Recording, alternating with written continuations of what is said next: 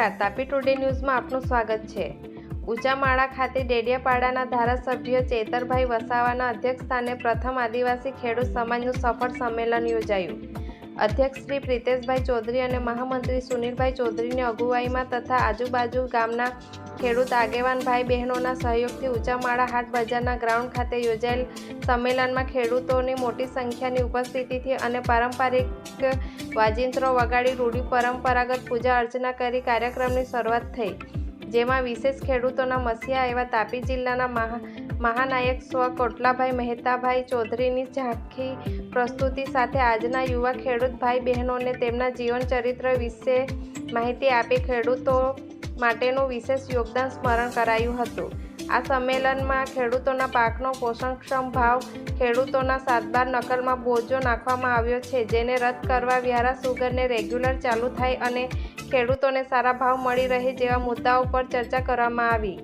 વધુમાં અતિથિ વિશેષ મહેમાન ધારાસભ્ય ચેતરભાઈ વસાવાને જિલ્લાના ખેડૂતોના સ્થાનિક મુદ્દાઓ વિધાનસભામાં સરકાર સમક્ષ રજૂ કરવા બાબતે અનેક મુદ્દાઓ લેખિતમાં આપવામાં આવ્યા હતા। ત્યારે ચેતરભાઈ વસાવાએ ખેડૂતોને આશ્વાસન આપતા જણાવ્યું હતું કે તમારા દરેક પ્રશ્નોની રજૂઆત કરવા હું બંધાયેલો છું અને હર હંમેશ આપના અવાજ બનતો રહીશ તેવું જણાવ્યું હતું।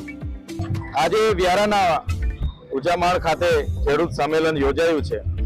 ખેડૂતોની અને અમારી બધાની લાગણી અને માગણી એવી છે કે જે વ્યારા સુગર જે આજે આ વિસ્તારના ખેડૂતોની જીવાદોરી છે એને પુનઃજીવિત કરીને રાબેતા મુજબ ચાલુ કરવામાં આવે।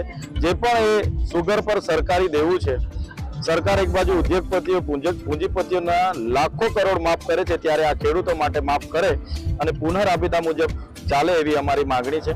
સાથે ઉકાઈ વિસ્થાપિતોને 1968માં વિસ્થાપિત કરવામાં આવ્યા અને એમના વારસદારોને એક વ્યક્તિને કાયમી નોકરી આપવાની વાત હતી, સિંચાઈનું મફત પાણી આપવાની વાત હતી અને મફત વીજળી આપવાની વાત હતી। એની પણ સરકારે આજ દિન સુધી પૂર્ણ કરેલ નથી। કાકરાપારમાં પણ જે લોકોએ ઓટોમેટિક પાવર સ્ટેશનમાં જમીનો ગુમાવી છે એમને પણ આ જ વચ્ચેનો હતા।